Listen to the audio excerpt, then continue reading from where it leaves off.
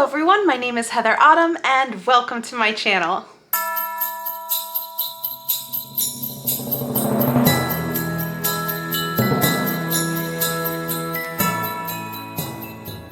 Okay, so the chances are you're either watching this on Christmas Day, which thank you for allowing me into your home during that time, or you're watching this on Christmas Eve or slightly before. And on this episode, I'm going to invite you into my childhood a bit and show you how to make a pull-apart bread for Christmas morning. This was again one of those holiday traditions, usually on Christmas Eve, where my siblings and I would get to roll out this dough and dunk it in a sugar and cinnamon mixture and put it in this bundt pan and it would bake up. And then on Christmas morning, we could have it. It's super affordable, it's easy to put together, and I can tell you now, I understand why my mom chose that as our Christmas morning breakfast.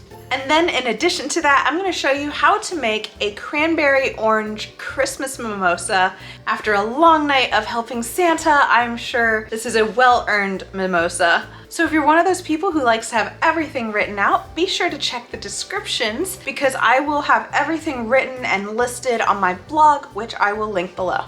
All right, so I know you probably have tons of things to do, so let's get started on this pull-apart bread. Now for this, of course, there's tons of varieties of pull-apart bread, so I invite you to explore them. But for me, I'm gonna keep it classic and keep it to what I remember having as a kid.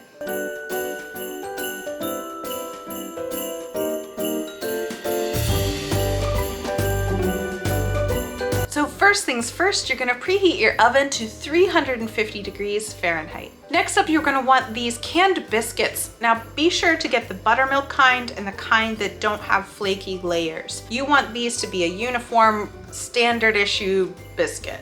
So once you open these, you're gonna take them and cut them into quarters.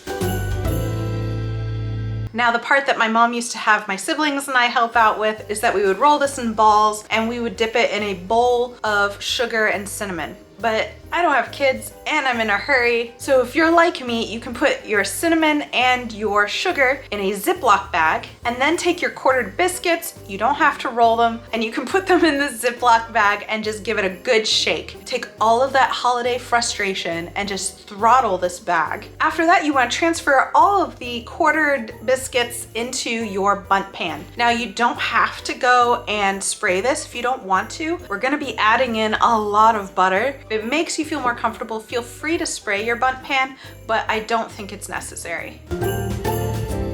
So once you've made sure that your biscuits are all nice and even in this bundt pan, you're gonna take a small saucepan and you're going to melt 2 sticks or 1 cup of unsalted butter. From there, you're going to add in your ½ cup of packed brown sugar. And by packed, I mean it's not loosely put in your cup. You wanna press it down and make sure that you get as much brown sugar into that ½ cup as you can.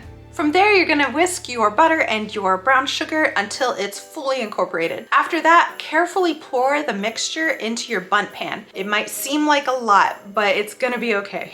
From there, I like to put my bundt pan on a cookie sheet just in case some of that sugar leaks out. That way it doesn't mess up the rest of your oven. You don't have that burnt sugar smell. But you're gonna pop that into your oven anywhere from 30 to 40 minutes. Now for me personally, I would say put it in there for the full 40. I put mine in at 30 and it was still good and it still kind of tasted like I remember having as a kid, but the individual pieces were doughy. So if you like a softer biscuit, feel free to do the 30 minutes, and if you like a little bit more cooked biscuit, I would suggest the full 40.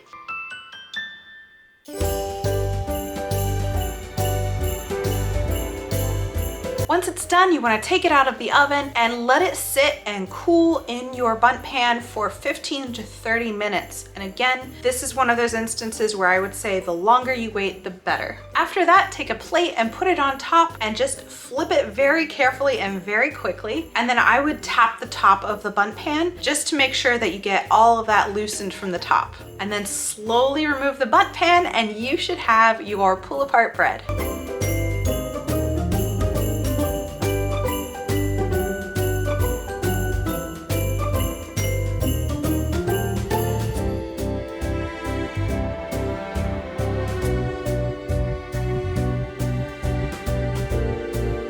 All right, I want to taste this, but before we do, let's start making this mimosa.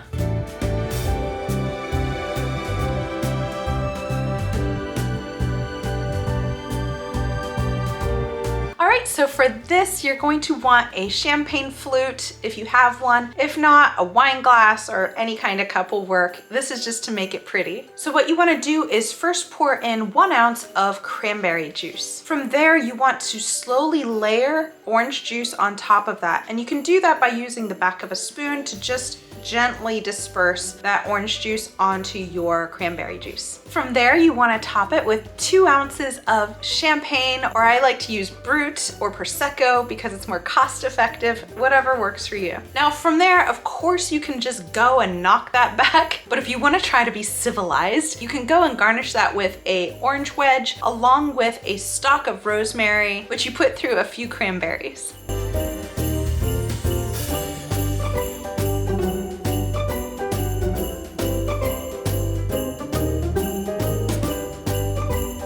And from there, your easy Christmas morning breakfast is done, and you could get back to enjoying your day. So with that, let's give these a try. All right, for me, I took a little piece of the pull-apart bread, so you can see the outer part with the glaze, and then you have this nice inner part. It's really soft and fluffy, and like I said, if you leave it in the oven a little bit longer, this will all crisp up and crystallize. So with that, here we go.